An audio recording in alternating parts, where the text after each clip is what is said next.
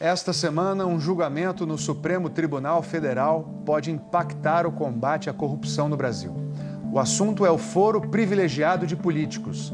Nenhum país do mundo tem tanta gente com direito a esse benefício. Uma proposta que restringe o foro começou a ser votada em maio, ficou parada por quase meio ano e nessa quinta-feira deve voltar à pauta do STF. A decisão pode deixar tudo como está ou acelerar os processos que punem corruptos.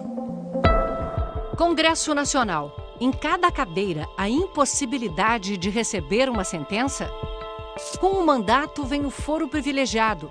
Deputados federais e senadores só podem ser julgados pelo Supremo Tribunal Federal. E não é só no Congresso. Em todo o Brasil, são cerca de 37 mil pessoas com foro especial. Praticamente todo mundo que tem mandato eletivo ou cargo político nos estados e municípios ou é juiz. Mas que diferença faz onde o acusado é julgado? Veja a Lava Jato. Em mais de 3 anos de investigação e 46 fases, a Lava Jato e seus desdobramentos desvendaram operações criminosas que envolvem, até agora, 19 partidos. Muitos dos investigados estão nos mais altos cargos da política brasileira. Entre eles, 5 governadores, 6 ministros, 32 senadores, mais de 1/3 do Senado e pelo menos 66 deputados federais. 4 ex-presidentes, José Sarney, Fernando Collor de Mello, Dilma Rousseff e Luiz Inácio Lula da Silva. E o atual presidente da República, Michel Temer.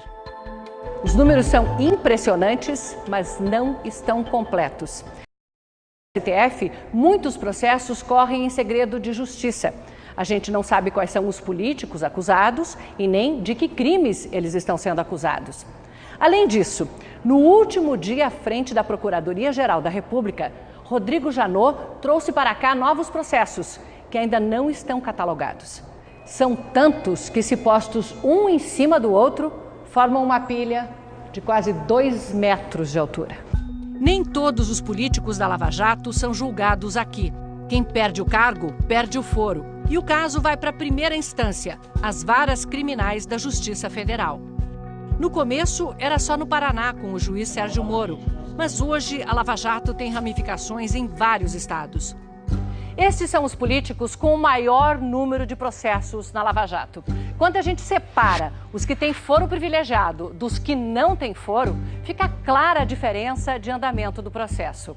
Na primeira instância, já são várias condenações de políticos sem foro. O ex-governador do Rio, Sérgio Cabral, o ex-deputado Eduardo Cunha, o ex-presidente Lula e o ex-ministro José Dirceu.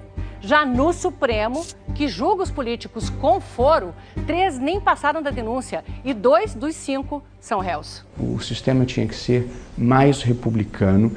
Um número mínimo de autoridades deviam ter foro perante o Supremo Tribunal Federal e as coisas deviam tramitar republicanamente em primeiro grau, como vale para todos. Justiça, quando demora, falha. Para além do problema essencial do foro privilegiado, que é de perpetuar uma ideia de que a lei é diferente para uma elite no Brasil, para além disso, ele gera uma ineficiência no sistema muito grande. E o que tem acontecido no foro privilegiado é justamente isso. O Supremo não consegue julgar o mérito dos casos. Um levantamento da Fundação Getúlio Vargas mostra que de 2001 até agora, mais de 200 processos que envolviam políticos no Supremo prescreveram. Ou seja, passou tanto tempo que foram extintos sem serem julgados. Ninguém está pedindo para que o processo penal seja mais acelerado, seja mais duro, seja diferente em relação a qualquer outro, mas simplesmente que ele aconteça. O foro foi criado na Constituição de 1988. O documento da liberdade. Fazia só 3 anos que tinha acabado a ditadura militar, que calava vozes contrárias nas ruas e no Congresso Nacional. Mas será que os constituintes pensavam que haveria esse resultado quando garantiram o foro privilegiado na Constituição? Quer dizer, o constituinte não foi capaz de antecipar que nós teríamos mais de 500 processos tramitando no Supremo Tribunal Federal. 500 processos só criminais. Isso é mais do que a Suprema Corte dos Estados Unidos julga em 5 anos. A própria natureza do STF dificulta o andamento dos processos que envolvam foro. Eu, na verdade, ousaria dizer que ele foi feito para não funcionar. É um tribunal constitucional, não criminal. Não tem estrutura para ouvir testemunhas, pedir perícias, enfim, fazer o trabalho que é, por natureza, das primeiras instâncias da justiça. E é por isso que aqui no Supremo o processo é muito mais lento. Só um exemplo. Geralmente, na primeira instância, uma denúncia é aceita, ou seja, o acusado vira réu em 48 horas. Aqui, isso leva, em média, 1 ano e meio. A presidente do Supremo, ministra Carmen Lúcia, lembra que se o julgamento em primeira instância é mais rápido, os réus ainda podem recorrer até chegar ao STF. Esta longa tramitação recursal pode fazer com que a finalização do processo seja muito mais demorada do que quando se tem aqui. Há de se levar em consideração também esse tipo de injunção. Julgado pelo Supremo, acabou. No Congresso, há um projeto de emenda à Constituição que propõe manter o foro só para o presidente da República e vice, presidentes da Câmara, do Senado e do Supremo. Muitos países nem têm foro.